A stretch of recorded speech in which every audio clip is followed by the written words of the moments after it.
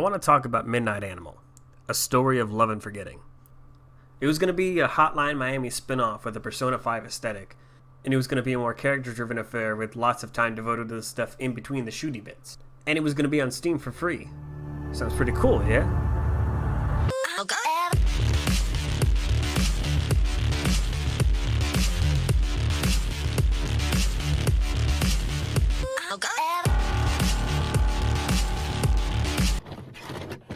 You'll never get to play this game, because it got cancelled. And before I talk about my feelings on that, let me run you through the timeline real quick.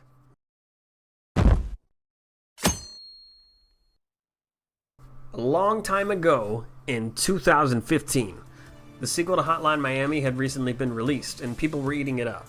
Around this time, a kid by the name of Spencer Yan came across a cracked copy of the first game, source code and all, and began tinkering with it. He wanted to make a game that served as a response to the Hotline Miami games. There were many things I loved about the first two games, and on the opposite end of the spectrum, many things I also strongly disagreed with. All Midnight Animal really is, at the end of the day, is the Hotline Miami game that I wanted to play, but never got the chance to because it didn't exist. Spencer even got the nod from Denison Games to proceed with the project. This was real. It was going to be an ambitious project. Spencer would go on to corral a few of his friends for extra artwork and announcements and PR stuff, but this was mainly his own endeavor.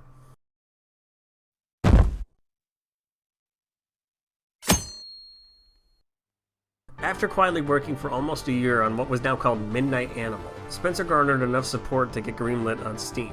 At the time, Spencer described the game as follows. It takes place within the universe of Hotline Miami, and heavily features aspects from the other game's plots like 50 Blessings. The mask and weapon systems were overhauled to more dramatically change your playstyle depending on what you choose. It was going to match the original game as far as the amount of levels, but in terms of total content, it was going to overtake both games combined. It was going to be released on August 18th, 2016.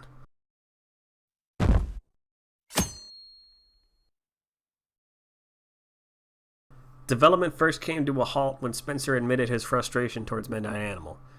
Technical issues were mounting and couldn't be overcome, and additionally Spencer was dealing with some personal issues as well. People who were following the game up to this point were pretty upset, but surprisingly Spencer mostly received words of encouragement. I mean, there were some absolute duds in the forums, but fans kept themselves in check most of the time.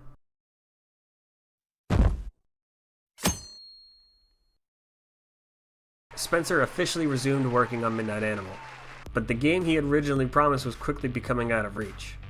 The now very old GameMaker 8.1 engine was being pushed past its limit. There was talk of porting the game via abstraction, but that came at a high cost, one that was never met. To mitigate this, Spencer declined to announce a release date and would simply work on the game at a more leisurely pace. The game that was announced in 2015 and greenlit in 2016 had slowly faded, and Midnight Animal as it was more or less died shortly after this point in time.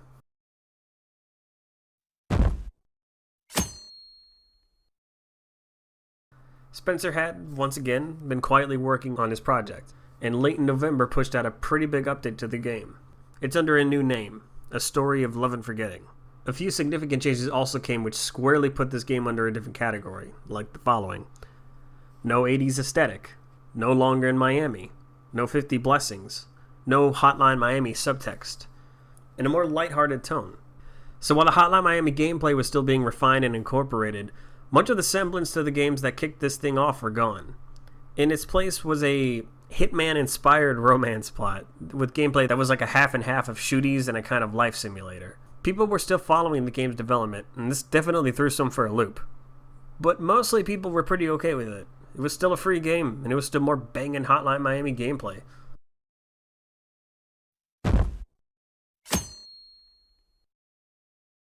Changes continued to be made, and in February it reached an impasse with an update to the Steam Store page. This showcased a major change in art style and just reeked of anime, which seemingly came out of nowhere for a lot of people. Support for the game died in a fire, and thus began the backlash. Holy shit!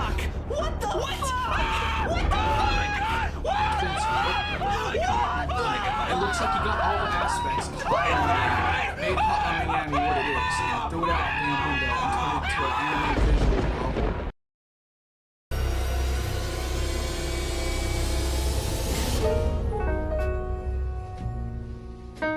At long last, Spencer broke, and canceled Midnight Animal outright. He was still going to make a game, but it would be under a new name, with a new concept, and there would be no public release. So I want to talk about a few things. There are many points of contention that took place from beginning to end revolving around how Spencer handled this project. The late influence of Persona 5 didn't just stray away from the original document, but it also called into question Spencer's artistic integrity. A lot of the artwork after the February update was very blatantly traced from Persona's characters. Supposedly, he did receive permission to do this, though I couldn't find anything to confirm or deny that. There's also the thing about the abstraction port, which to my knowledge was the only part of this entire project where Spencer directly asked anyone for money. And there was a little thing about how there'd be no risk if it didn't pan out. He also has a Patreon, but Spencer was adamant that supporting the Patreon meant you were supporting Spencer, not just Midnight Animal. I honestly don't know how to feel about those things. Your mileage may vary too. You could believe him or not. What I do feel more certain about is that I'm okay with the other major changes that occurred as the game went by. This was a personal project at the core, and even with the extra attention it garnered, Spencer was still going to make whatever he wanted. Most took exception to that. There's always this sense of being owed something if you wait long enough for it, but I don't really think that applies here. This ain't No Man's Sky with a huge marketing team and a $60 price point. This just happened to latch on to an equally eager fan base.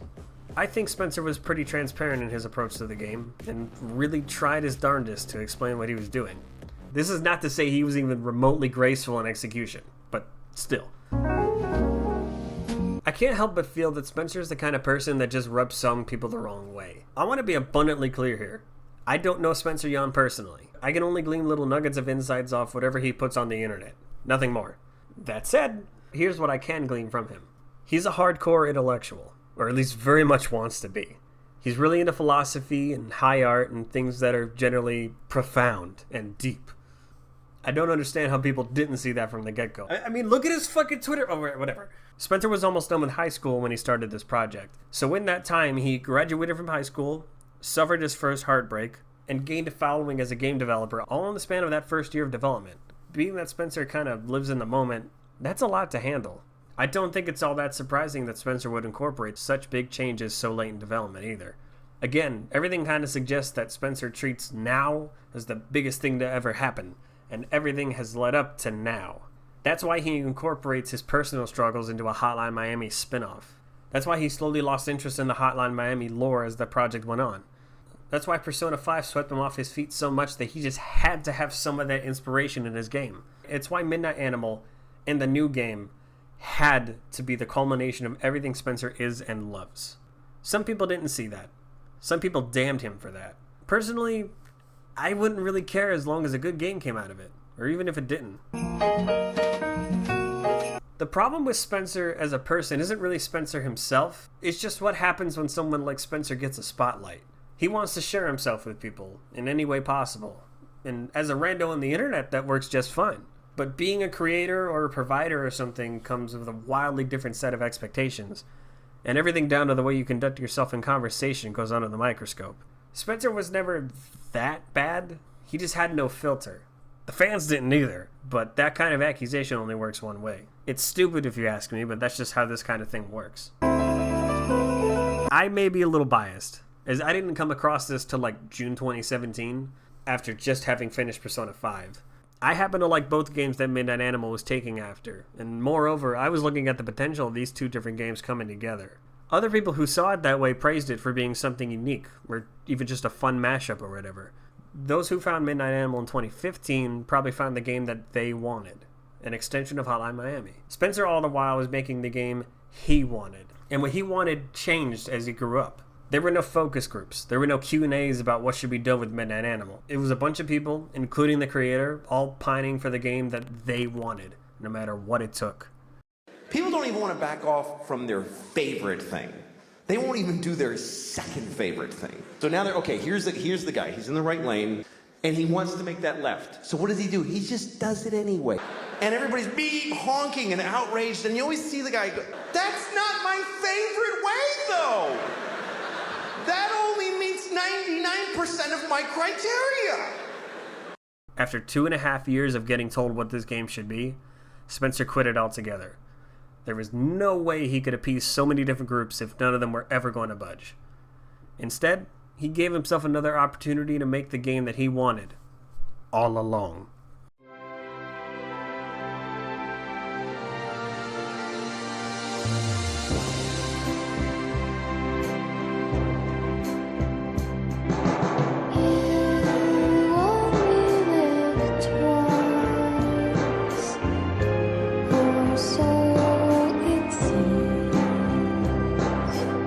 The Exegesis of John the Martyr carries over a lot of stuff from Midnight Animal, but cuts out combat, all direct connections to Hotline Miami, and basically plays more as an adventure game. Think Kentucky Route Zero.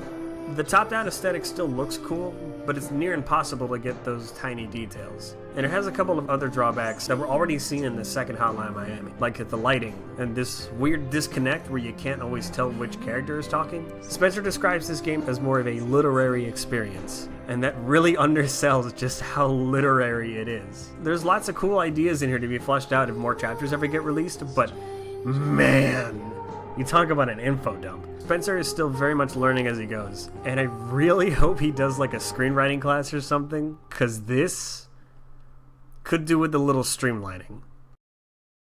It'd be cool if I could wrap up this story with some lesson in how to deal with expectations or how to discover what it is you really want, but I don't know. No one waiting for Midnight Animal really figured it out either. This is just another story of potential that failed for a lot of reasons.